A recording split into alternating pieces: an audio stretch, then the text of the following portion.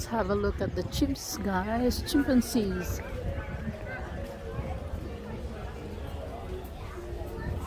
Yeah. Calm, look. Oh, he's coming over here. He's coming in here. No.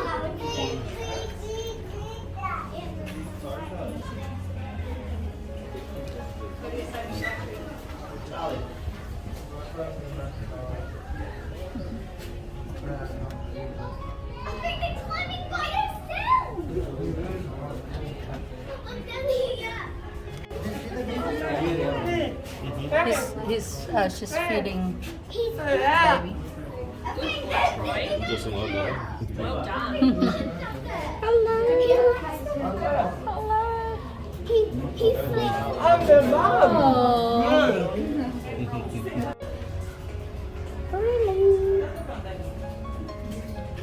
I think the baby one is up there.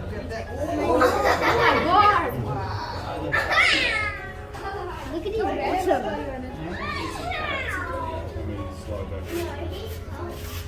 Their bottoms look funny. That's what they call you.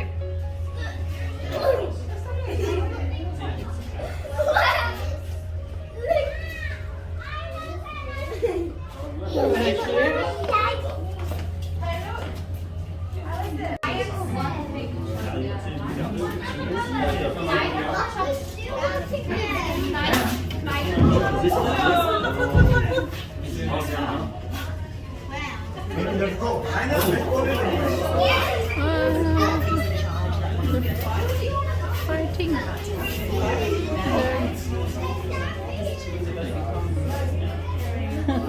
They're climbing away up there.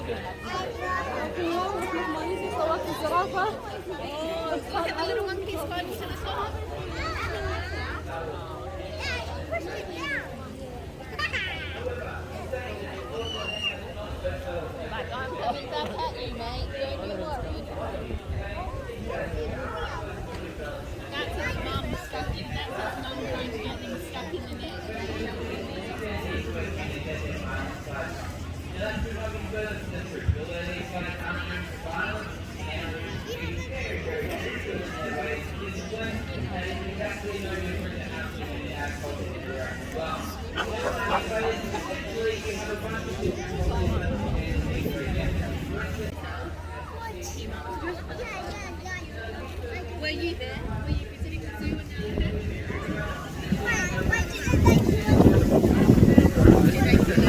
No, they had to, the zoo had to go into lockdown.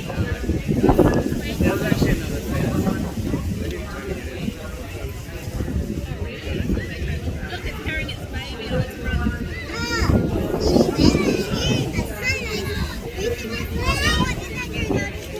Essentially acts like an opposable big toe, so it allows them to have essentially four hands. So when you're upswing through the canopy, you can use your feet to swing, you can use your hands to swing, you can use one foot, one hand, you can really mix it up to give you a lot more options to move through that environment much more carefully. Now as you can see, if you look just down the back there, you can see some of our infants playing at home. Now they're a 2- and 3-year-old combination. I can imagine any parents here would not be letting their 2- or 3-year-old be swinging by themselves up that high. So as they're doing that, as they're swinging along there, you'll notice that they're using those feet to try and use as essentially an extra pair of hands. The gorillas. Now we're here in the gorillas play area. Let's see the waterfalls. If you want to do a barbecue, there's the grill. Lowland. Eastern lowland. Gorilla.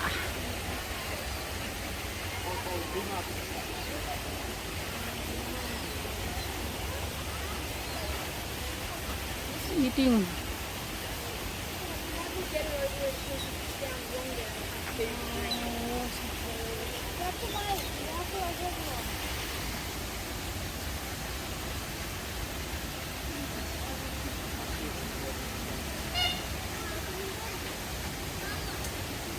Eating some salad.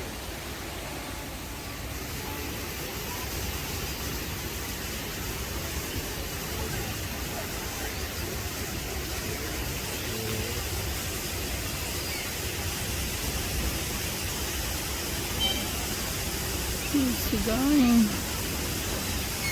Drinking water.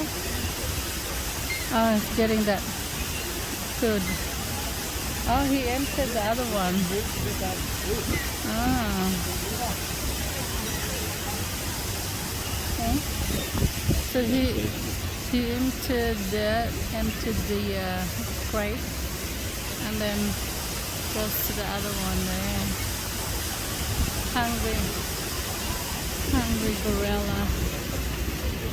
Gorilla.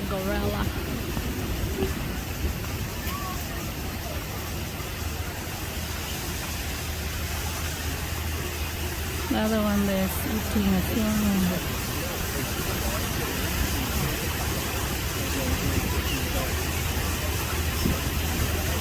They're the quiet one. The chimps are noisy. Oh, I guess this is a lot more chips in the enclosure. Yeah, true. I think you're playing. No, not Especially if there's several. You have to work out how to get it out. Males would probably be fighting it out for his spot. Wait for a fish. Fish just snatch that bug off the surface of the water. And then they'll snatch that fish right out of the water, so it's incredibly smart. Sorry.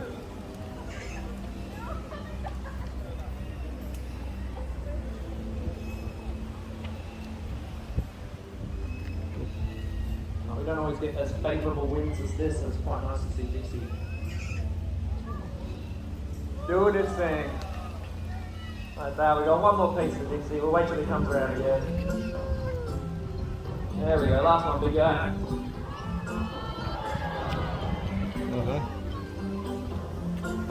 And watch him fly all day. Now, while we've been spending that time looking up at that incredible whistling kite, many other birds have been spending the time looking down. They're all searching for their own opportunities to feed. And an Inuit like this here, it's going to be the ultimate prize for Australia's third largest hawk, known as the black-breasted buzzard. Now, there can be up to 18 of these impressive eggs in a nest, fiercely guarded by the male emu. The any that don't hatch are exactly what our next bird is looking for. Welcome to Stage Slammer. Now this bird here, as I said, the black-breasted buzzard, they are Australia's third largest hawk, and they're not ever seen flying over Sydney Harbour because it's an excellent display of aerial. She's actually one of the original members of our team. Yeah. She's been here at Free Flight Birds for about 25 years. Now they are from the arid parts of Australia, so finding something like this emu egg is going to be an incredibly valuable food source for this bird. It's worth around 12 or a dozen chicken eggs. So if you can think about eating a dozen eggs yourself and how full you would be, imagine a bird this size eating something like that. So they might not have to eat for another couple of days themselves. So as I said, these birds are not often found in this area, and again these winds, they're favouring her for flight, but again she's going to be crossing back and forth and flying into that wind to come around. And as I said, she has been one of our members of the team for about 25 years, so it's not the first time that we've seen her fly over the harbour, but it isn't ordinarily what she does. So I've seen her fly just further that way afield. Now, one of the first things we learn here as a free flight bird trainer is the art of patience. Now, she is, again, like I said, she's a very confident bird. She's done this before. And as she does these sorts of things, these little sojourns left of centre, it just makes her a more confident bird next time she comes out. She realises, hey, you know, that was a little different to my normal day, but nothing really bad happened. I got to go home, I got to eat my chicken at the end of the day, so it's pretty good. She'd be happy with that. And lets us know as well where her head is in the game or not. Now, unfortunately, because we are here on the edge of a cliff, we're very lucky that she didn't fly that way, because that would end up over the harbour, as you can imagine. And again, it's not the first time a bird has flown over the harbour. A few years back, we had a wedge-tailed eagle that flew all the way to Bondi and spent a couple of days up a palm tree. So it's not out of the ordinary for us here. So as much as these guys back of house, the team back of house, are all scurrying around trying to find our bird, and I get to stand out here and chat to you lovely people for a while. But obviously, due to the nature of these things, a predatory bird, they're a very cool bird as well. I know that they get a pretty bad rap, but they're actually quite a cool bird. They do a lot of good stuff for the environment. There's just a fair few of them around here. I'll say to Kelsey, if you can hear me.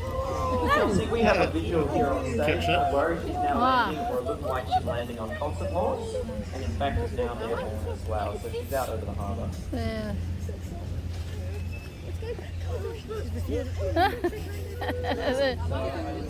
Just made contact with the tree, and I think she's actually landed on the ground.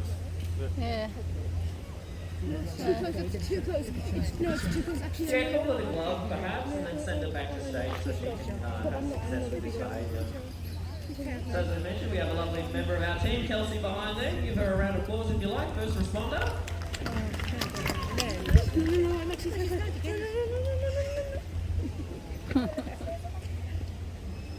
But this is a great way to showcase what we do here. So before we have our birds in presentation like this, we do a lot of training with them. A lot of that first initially will be in their muse or their one of the first things that we do. I should take a photo. There she is, look at that. Hey, oh God, man, you make your choices, that's fine. Hey, in the crowd, you normally have to pay for an experience like that. She's alright, everybody. Buddy, whose child is this one? Stay away, thank you. My friend. Hey, little one, can you come here? Yeah, try not to touch her, hey? She's not really going to hurt you, but if you do put your hand in her mouth, she'll bite it. There we go, my friend. Okay?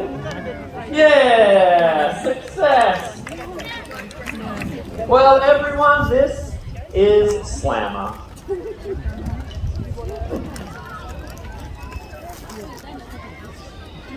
And that there is rock. Is the perfect tool to get inside this thick-shelled emu egg. Nice! Now, believe it or not, this behaviour we're witnessing, this is nothing we actually had to train this bird to do. She had up all that juicy contents inside. You imagine if she made a really big hole, all that yolk is going to spill out into the sand and it would be wasted nutrients.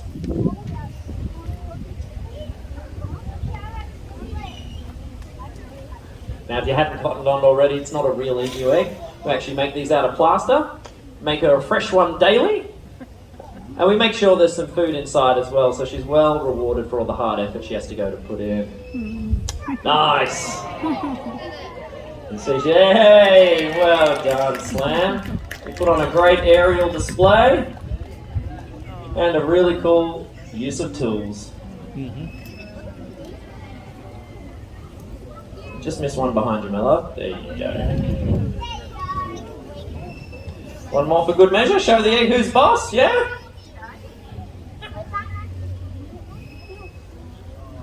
Nice. Now, we tend to associate the use of tools we just witnessed with humans and with other primates. So it's pretty cool to see a bird like Slammer able to achieve their goals. And it goes to show... You ever get that feeling that you're being watched? Well, owls are everywhere. And even if you don't always see them in your own backyards, they're going to be able to see you. It could be out in the country or even right here in the city.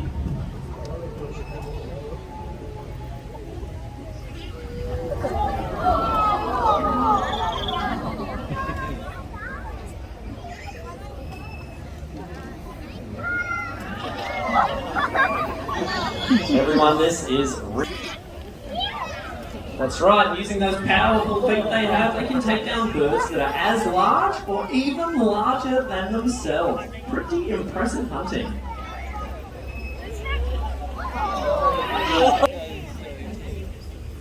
When those birds go to sleep, it might be things like rats and mice, maybe even something as big as a possum. Well, they head off and find a safe branch to rest. Hey, buddy.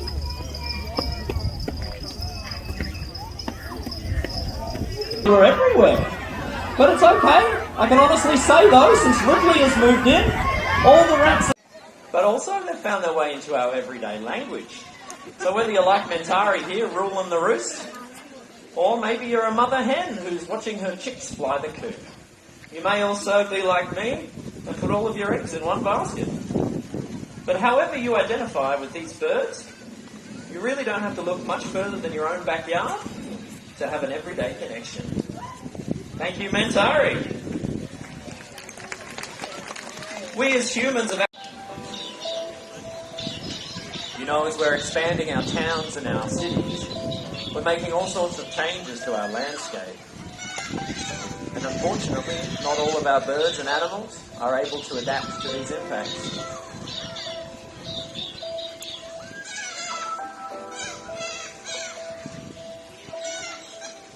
You know, many birds like these actually rely on old tree hollows. An empty tree hollow provides a safe place where they can build a nest, lay some eggs, and raise their young. You may not have an old hollow log or tree in your backyard. Some of the species these birds rely on can take up to 150 years to get big enough and hollow enough inside to house a species of cockatoo like this. So if you don't have one of those, fully understandable. But what you can do instead is install an artificial nesting site, like this nesting box here on the speaker pole. You can scan that orange QR code there and that'll take you to a link where you can source one and install one. And not just for cockatoos like these guys, but for any of the other natives that will use them, other parrots, possums, even bats. Helping wildlife definitely starts in your own backyard. It's your wild communities.